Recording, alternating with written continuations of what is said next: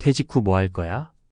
58세 공무원 생활을 마치고 마지막 출근을 앞둔 김철수 씨가 겪는 이 질문을 수없이 들었다. 30년 넘게 성실하게 일했고 퇴직 후에는 내 땅에서 직접 키운 농산물을 팔며 살고 싶다는 꿈을 품고 있었다. 정년이 보장된 공무원이라 연금도 있었지만 단순히 쉬고 싶지는 않았다. 소득도 생기고 건강도 챙길 수 있는 일이라며 스마트팜 창업을 결심했다. 퇴직금을 몽땅 투자하고 각종 장비를 들여놓고 최신식 온실을 지었다. 처음엔 기대감에 부풀었지만 몇 달이 지나자 문제가 속속들이 드러났다. 내가 생각한 것과 현실은 너무 달랐다. 김 씨는 후회했다. 1. 스마트팜 돈이 아니라 관리가 먼저였다. 김 씨는 인터넷에서 본 성공 사례들을 떠올렸다.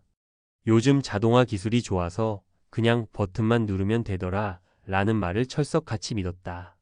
하지만 막상 해보니 자동화는 일부일 뿐 대부분이 여전히 사람 손이 필요했다. 첫 번째 실수, 기계가 다 해줄 거라는 착각.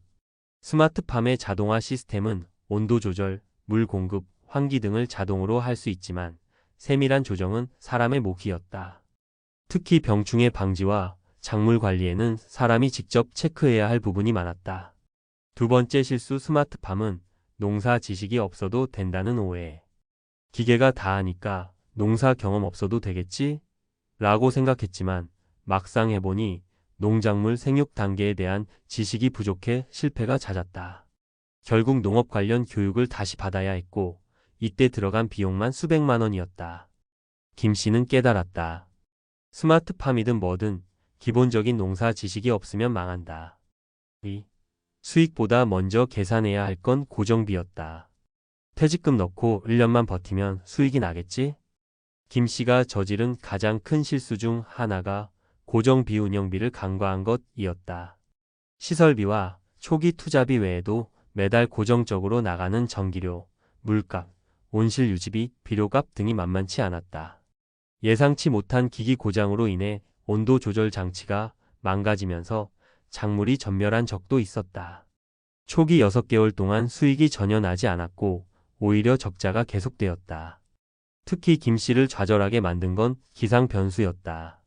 여름철 예상보다 심한 폭염으로 냉각 시스템이 과부하가 걸렸다.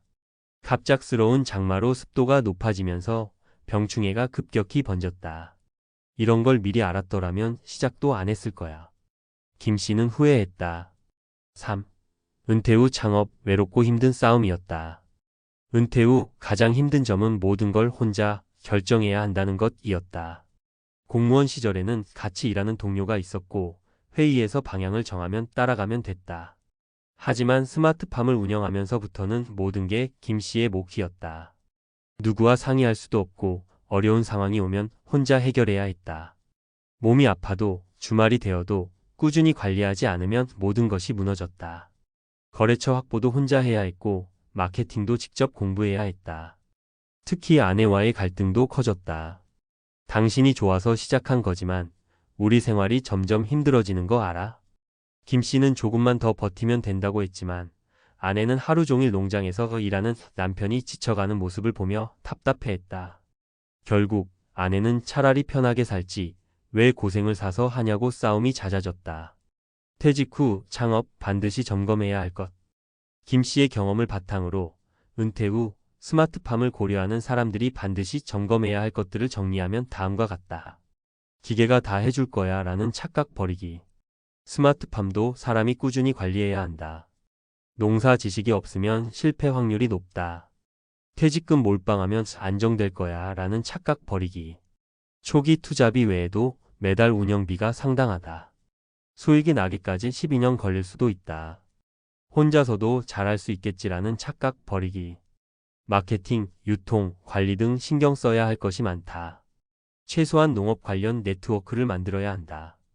김 씨는 결국 스마트팜을 접고 기존 시설을 중고로 팔면서 손해를 줄였다.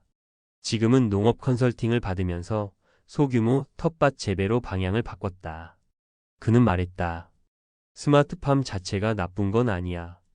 하지만 충분한 준비 없이 뛰어들면 후회한다.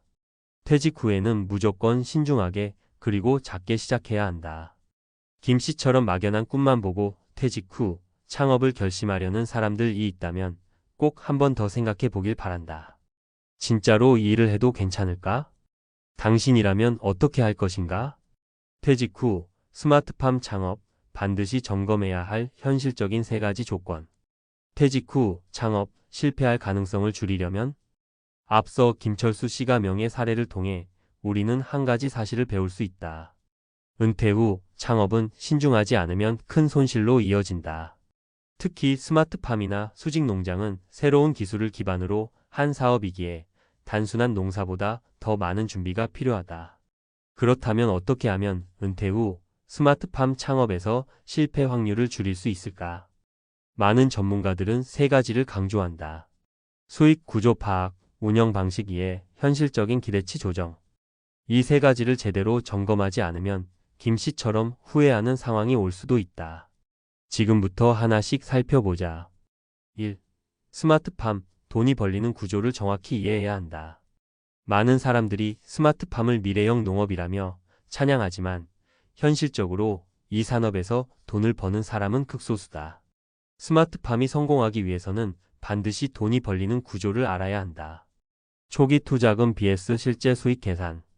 대부분의 스마트팜 창업자들은 초기 비용을 투자하면 한번 구축하면 지속적으로 수익이 날 것이라고 생각한다. 하지만 실제로는 초기 23년 동안 투자금 회수조차 어렵다. 스마트팜 설비 투자 비용 평균 1억 3억 원. 운영비 전기, 인건비, 유지 보수 비용 등 매달 최소 300만 원 이상.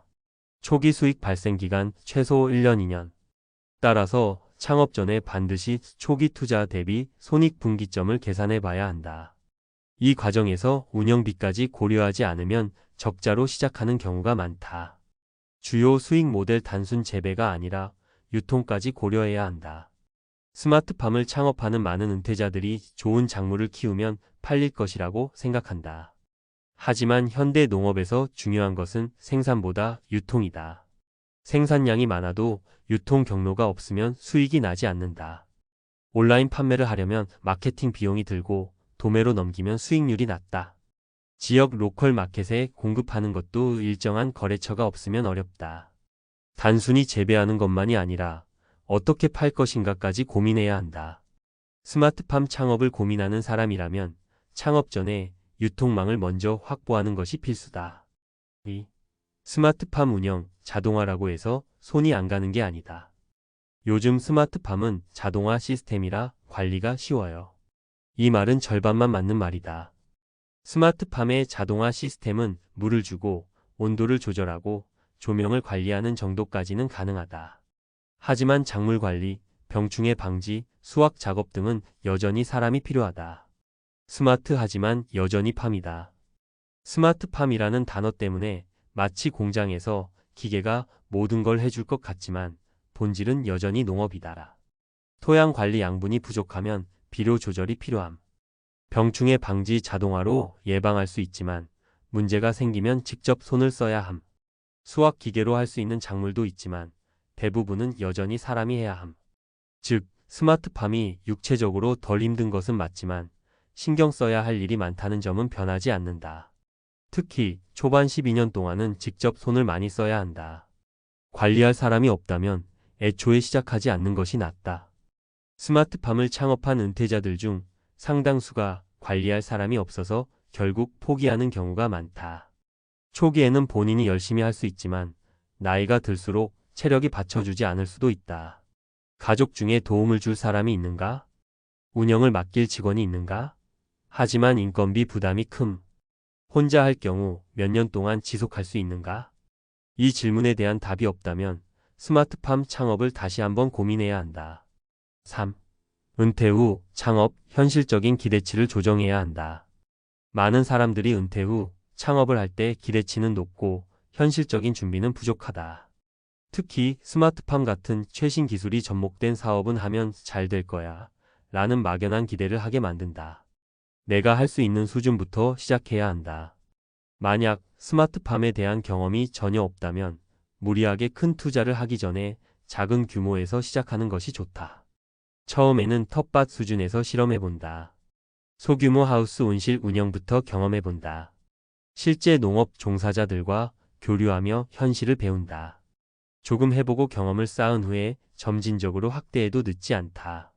창업 전에 최소 6개월 이상 현장에서 경험해보자. 책이나 유튜브를 통해 배운 정보는 절대 실제 경험을 대신할 수 없다. 스마트팜을 시작하기 전 최소한 6개월 동안 실제 운영하는 곳에서 경험해보는 것이 가장 좋은 방법이다. 스마트팜 운영하는 농장에서 인턴 또는 견습 경험, 농업 관련 협회나 기관의 교육 과정 수강, 소규모 시설에서 직접 키워보며 문제점 파악. 이런 과정을 거친 후에야 비로소 나에게 맞는 사업인지 아닌지를 확신할 수 있다. 퇴직 후 스마트팜 진짜로 시작해도 될까?